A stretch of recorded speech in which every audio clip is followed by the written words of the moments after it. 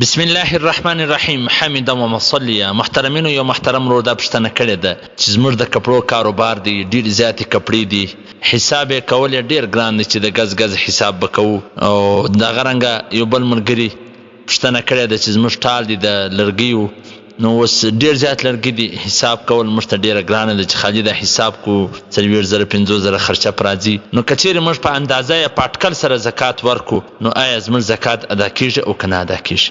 علامه مفتي انعام الحق قاسمي صاحب په خپل کتاب د زکات مسایلو انسایکلوپیډیا صفحه نمبر 88 هغه لیکلي دي چې زکات پوره حساب کول پکار دی، بیا سړی ورکړي پوره حساب دی وکړي. په اندازه یا په اټکل باندې زکات ورکول مناسبه نه دي.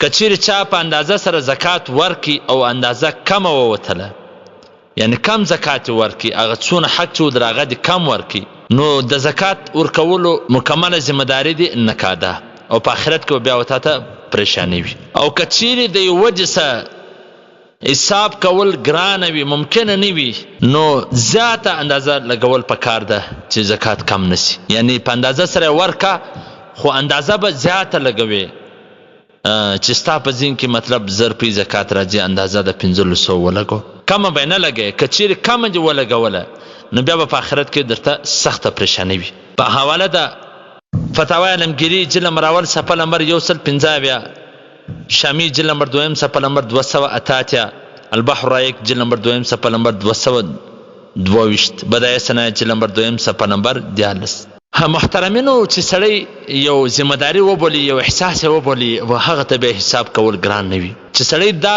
خبره و ذهن ته کښیږدي که چیرې دغه زکات زه نه کوم ورزما و دا ټال ته اسې نه چې یو افت ولګېږي، ور وانخي، یا زما کپړې ضایع نسي. په دغه زکات یو خو د الله حکم دی، بل د مال حفاظت پکېږي. نو دغه پریشانی او دا مشکلات سړی و مخ ته کښیږدي، او د آخرت هغه تکلیف و مخ ته کښیږدي، نو بیا حساب کول څه ګران نه دي. او بل محترمینو، چې کله سړی راوړي په هغه وخت کې تانونه ولیکي، دونې ګزونه دي، دونې تانونه دي، یا دونې من دلته پروت دي، دونې منځ ولاړی، نو سړی دا ولیکي، یو شی ذمہداري وبولي، نو بیا و دته حساب کول ګران نه دي. او که چیرې سرسري سړی وبولي، نو بیا به خامخا حساب ورته ګران وي. نو محترمینو، پوره حساب وکړي او آخرت و مخ ته کښېږدي. او دغه رنګه زکات پوره نه ورکولو چې کم نقصانات پر مال باندې راځي، آخرت خو مشوره په دنیا کې کم نقصانات راځي، هغه مخ ته کښېږدي. خو بیا هم که چیرې یو شی نه کېږي، ناممکنه وي، ډېر ګران وي، نو بیا هم په اندازه سره زکات ورکولی سي، خو اندازه به زیاته لګوي. والسلام. ستاسو د دیني پوښتنو ځواب ورکوي مولوي عبدالرحمن سمین صاحب.